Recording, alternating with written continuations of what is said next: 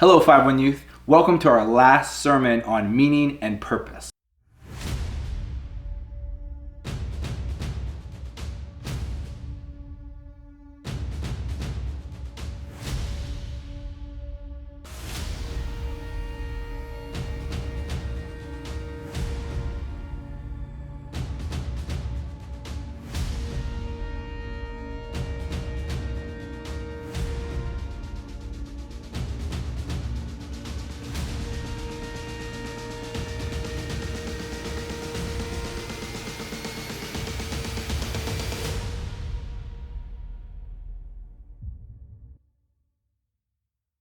Throughout this series, we have talked about the empty places that we can go to find meaning and purpose. Those places that really may promise us fulfillment or happiness, like pleasure or wealth or success or fame, but really in the end leave us dry and empty.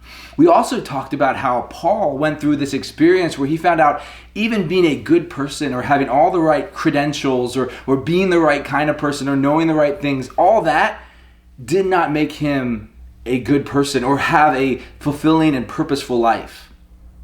And so today we're going to be looking at what Jesus says and Jesus' invitation to us into a life of meaning and purpose, and how Jesus frames the good life and what it means to live a life of purpose. But first, I want to talk about an old TV show called Fear Factor with Joe Rogan. This old TV show was around when I was a kid, and I remember watching it and being amazed at what took place on this show. For instance, one memory that is embedded in my mind is this one episode where they had a lady come on stage. They had this big glass casket looking thing, and she was to lay down in this casket, have a whole bunch of spiders, big spiders, poured all over her, and then the lid put on, and she had to remain perfectly still for like 10 minutes or something. And all these spiders were just crawling all over her face and everything, and she just couldn't move at all. I was freaked out. But why did she do this, you might ask? She did it because there was this huge cash prize that she would get if she was able to remain perfectly still for those 10 minutes. And this is what the whole series was about getting people to do things that were crazy, nobody would be willing to do, but getting them to do it because they offered them this great reward. And so I would ask you, what is your price? What is your price? Is it $5,000 or $10,000 or $1 million, right? That would get you to lay down in this bed full of spiders, right? How gross, how awful that would be. But you would have a price maybe. Maybe you would say, oh, I'd do it for $1,000 or $2,000. Think of all the things I could buy for $5,000, right? And so we understand from this show that it's almost like everybody has a price tag on doing these very uncomfortable or hard and difficult things. And this is going to be a part of what goes into Jesus' calling to the good and purposeful life. That the good and purposeful life will not be comfortable, right? It won't be laying in a bed of roses. It'll be laying in a bed of spiders, right? It'll be uncomfortable. It'll be difficult. It'll be even painful at times. But that ultimately, the reason we do this, the reason we go after this purposeful life, this eternal life that Jesus offers us, is because the reward is so much better, so much greater than the cost. So let's look at Matthew chapter 16, starting in verse 24, where Jesus invites us to this life. So in Matthew 16:24, Jesus told his disciples, if anyone would come after me, let him deny himself, take up his cross, and follow me. This is what Jesus called. 3 things: deny yourself, take up the cross, and follow him. So let's look at that first thing, that deny yourself. Now, we do this all the time. We deny ourselves all the time. For instance, say if you're studying. Every time you go to study, you are denying yourself something that you would much rather do in favor of studying for the reason because you want a good grade. So you're willing to go through the pain and you're willing to deny yourself something else in order to get a good grade. Or think of exercising. When you exercise, you are doing something that's painful, that's uncomfortable, that's difficult in order to train for something better and something greater. Or practicing an instrument. When you practice that instrument for hours and hours and hours, you're doing it, and it's maybe not always fun during the practice times, but when you can achieve that goal, when you can play that music piece, when you can do that recital or whatever it may be, then you experience the rewards and the fruit from it. And then also we can think about money. We save our money, we put it in a bank, we invest it, all so that we can buy something greater later on. So when Jesus says to deny ourselves, we can kind of grasp what this means, right? Is to say, hey, look, there are some good things out there. Some good things that offer us some joy and some happiness, like playing video games or watching Netflix. These things are okay in and of themselves. But in fact, they don't have this ultimate good and purpose behind them, right? There's something so much better, even though there's something much harder, right? So instead of watching Netflix, I'm going to study and do the harder thing because I want a greater reward, right? Because unfortunately, you don't get anything from watching Netflix, right? And so there's this idea in which we understand to deny ourselves of something in order for something greater to happen. And so Jesus is saying the same things to us. He's saying, look at the world around you, right? There's so many things promising you happiness and success, right? They're saying, look, if you just had this money, if you just had this party life, if you just had this body or this good looks from Instagram, right? If you just had these things, then your life would be purposeful. Then your life would have meaning. Then you would be happy and be fulfilled and find peace, right? This is what they promise. And Jesus is saying, look, all those things, yeah, there might be some little bit of happiness in them, right? You might feel good for a bit. But ultimately, they don't bring you that ultimate satisfaction and joy. It's just Jesus is calling us to deny ourselves of these worldly things. Now, this doesn't mean you can't ever be happy, right? Or that you can't ever take a break. If you remember in the Bible, God in Genesis worked for 6 days and rested for one. What that was showing was God was showing us that it's not all about just working and always the hard thing, right? We can take breaks. We can watch Netflix. We can play video games. We can enjoy the pleasures of life, good food and good fun, right? But what Jesus is saying, be careful not to look for ultimate happiness and meaning in those things because they will not last. They cannot meet you there. So ultimately, you're going to have to deny yourself those things in order to find something greater and with more meaning and more purpose. Let's go on to that next thing. So Jesus says, deny yourself. He says, take up your cross. Now, we often kind of grasp what it means to take up our cross by just thinking of practical examples like this. If I was to say, hey, grab a pen, and you were to grab a pen, and you would think to yourself, oh, I'm going to write something, right? Because I grab a pen. Or if I say, hey, grab a sword, right? You say, oh, I'm going to fight somebody because I have a sword, right? Or if I would say, hey, grab a frying pan, right? You grab that frying pan and you'd be like, oh, I'm going to go cook something. Or if you're on the movie Tangled, the frying pan and the sword, they're the same thing, right? And so when we talk about, oh, hey, grab this thing for me, or go grab this, we can kind of understand, oh, if I grab the pen, I'm going to write something, sword, fight something, pan, cook something, right? And so when Jesus says, hey, go take up your cross, he's pretty clearly saying, we're going to die. Because a cross is what you need to die. So what does it mean to die, to take up the cross? Jesus goes on in the very next verse, in verse 25, he says, for whoever would save his life will lose it. But whoever loses his life for my sake will find it. So Jesus is saying, look, I'm calling you to come and die, to take up the cross, because if you try to save your life on your own terms, you'll lose it. A perfect illustration of this is something called the monkey trap. The monkey trap is a way in which those in the villagers and the tribal people would catch monkeys. And this is how it would go, right? You'd have a banana, and monkeys love bananas, so this is a great starting place, right? And so you take the banana and you put it into a container with a small opening at the top that would be like rooted to the ground or tied to a tree. And then you put the banana in that container and the monkey would come along. Right? The monkey would see the banana, want the banana, put his hand in to grab the banana. And that's where everything would go wrong, right, for the monkey. Because the monkey would grab that banana and it would make a fist. And it would become bigger and he couldn't pull his hand out of the container. So there he would be trying to pull his hand out of the container and couldn't. And he was stuck. And the hunter would come along and just throw a net over him and take him home. And so the monkey, even though he thought he was trying to save his life, I need to get out of here so I don't get caught, he was really losing his life because he was trying to hold on to that banana. If he would have just let go of the banana, he would have been free.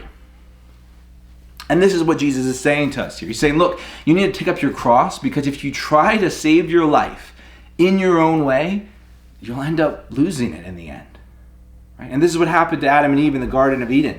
Right? The Satan came to them and said, hey, look, you can choose what is good and evil. You can choose what is right and wrong. You can choose what will make you happy and what will make you fulfilled. And they chose that route. They chose to say, look, I can be master of my own life. I can choose who I am and what I am to be. And Jesus is saying, if you go that route, if you try to save your life by, accruing wealth or making money or trying to party or whatever it may be, you end up losing your life in the end. And this all goes back to this idea that if you try to save your life with these things, if you try to find meaning and purpose in these things, you'll end up being enslaved. Being enslaved. Think of all those people who make so much money, but they're enslaved to greed, and so they keep working 70, 80, 90 hours a week trying to keep that money growing. Or those people that are addicted to drugs, right? They got into drugs finding this peace and happiness momentarily that it brings, and then they get addicted and now they're not free anymore and their life is ruined. Or same with alcoholism, where you drink these few drinks and they make you feel good, they make you feel buzzed. The next day you're throwing up, but you can kind of manage it, but then eventually you become addicted and your life is out of control. Same with those who have multiple relational partners and they can never stick with a relationship and they can never find that meaningful life partner, right? You have all of these people who look for happiness and fulfillment in all these places and end up becoming enslaved and in bondage to these things. And so Jesus is saying, look, yeah, the way of the cross is a harder way, but it will bring fulfillment and joy and happiness, and you will find your life. You go your own way, and you'll end up losing your life. Now we can imagine some of the practical ways you could take up a cross. For instance, if denying yourself is saying no to those pleasures, to say no to, I'm not going to tell that lie to get out of trouble, I'm not going to go after porn or whatever it may be on the internet, right? I'm not going to go after greed or jealousy as I scroll through Instagram, right? I'm going to deny myself those things. Taking up the cross is saying, okay, I am going to pursue this really hard thing. Right, I am going to pursue that being kind and friendly towards someone who maybe isn't so easy to get along with, right? I am going to read my Bible every day. I want to read at least a verse or two and just try to focus my mind on God, right? And that's hard and that's difficult, but I'm going to seek to grow in that. And so taking up our cross daily is seeking to do the hard thing. What is the hard thing in your life that you're kind of scared to do or you don't want to do because it's difficult and painful, but God is calling you to do it? To be respectful to your parents, even though you disagree with some of their decisions. Right? What is this hard, difficult thing that God is calling you to? And ultimately, the reason we bear the cross is so we can receive the reward. There's this thing in basketball called a suicide. Right? And it's this kind of workout and training, right? So at the end of practice, you were running for 2 hours, but at the end of practice, you line up on the baseline, the very first line. You run to the free throw line back, 3-point line back, midway point back, 3-point back, and you keep going until you're all the way on the other end and you run back. And that's just one. Then the coach says, do it again. And you do that again, 6, 7, sometimes 8 times, or however many times the coach thinks you need in order to get better. Right? And they're called suicides for a reason. They feel like you're dying, right? Your lungs are exploding, right? Your legs hurt. You can't feel them anymore, right? Your whole body aches as you're trying to get back and forth. People are throwing up, right? This is a difficult thing. When we weren't thinking about how hard suicides were? Or when we were winning the championship in the tournament, right? When we beat the team, when we were the underdog, we came up and we beat them and upset them in the finals. Right? That is when we weren't thinking about suicides. We were celebrating, we were joyful, we were having a party, right? We weren't thinking about suicides anymore, but suicide is what got us there, right? Suicides, working hard, being disciplined, working and being diligent in our practice, that is what got us to that championship and to that joy and celebration. And yes, the cross is hard, but it's not as hard as being enslaved to these things that really won't make us happy. This greed for money or fame or jealousy over another person, what another person has, those won't bring us happiness, right? And we just become enslaved to those things. And so at least the cross promises freedom. Freedom to pursue our meaning and purpose in life that goes beyond just this physical world. But yes, it also is difficult, but there is this great joy and reward at the end. And so Jesus said this in verse 26, "For what will it profit a man if he gains the whole world and forfeits his soul? Or what shall a man give in return for his soul? What Jesus is asking is, what will you give in return for your soul? What is your soul worth? Is your soul worth all those pleasures that really don't satisfy you, or that maybe give you a momentary kick but then just leave you dry and empty? Is your soul worth pursuing a life of greed or finding fulfillment in your own self or in what you can accomplish? What is your soul worth? And this is what Jesus is asking. He's saying, what shall a man give in return for his soul? What if you gain the whole world, anything this world has to offer? If you gain it all like Solomon, you gained all the pleasure, all the wealth, all the power, all the success, right? All the notoriety, and everyone looked up to you, and you gained all that. Is that worth your soul? Say, no, it's not worth it. It's not worth losing your soul. And so Jesus says, as a third one, to follow me. He says, deny yourself, take up your cross, and follow me. And we follow him by living like he lived, right? By studying him and saying, Jesus loved those who everyone else despised. Jesus was gracious and forgiving. He loved truth, and he went after and helped those that were oppressed and those who were beaten down, and he helped the weak, and he looked out for those who didn't have anyone else to look out for them. He preached God's kingdom and about following God's will and about going after the things of God and not the things of this world, right? This is what Jesus did, and this is how we follow his example. And ultimately, Jesus went to the cross, and we follow him there. Now, here's the beautiful thing. Jesus didn't want to go to the cross. Jesus knew how hard and painful it was. He was human like you and I. He had a human body. He felt the human pains, right? It was extremely painful for him to go to the cross. But what kept him going? What kept him persevering? What kept him going even though others mocked him and made fun of him? What pushed him to follow after God's will instead of his own? In Hebrews chapter 12, it says, we look to Jesus, the author and finisher of our faith, who for the joy set before him endured the cross, despising the shame, and is seated at the right hand of the throne of God. Notice that the joy is set before him, right? Jesus said, look, this is going to be difficult. This is going to be hard. This is going to be painful. Following Jesus is going to be difficult. I'm going to have to carry my cross, right? But Jesus says, look, I have a joy set before him, and so do we. We have this joy set before us. The joy in heaven, yes, eternal life is about living forever with God, but also eternal life is a quality of life. He says, look, I can find peace and joy even though I'm suffering. In the Father's will, in following after God, we can find peace and joy and freedom even though it's difficult and painful. And we have the joy set before us in eternal life. And so Jesus is offering this to us. He's saying, look, if you want to come after me, all are welcome to deny themselves, take up their cross, and follow me.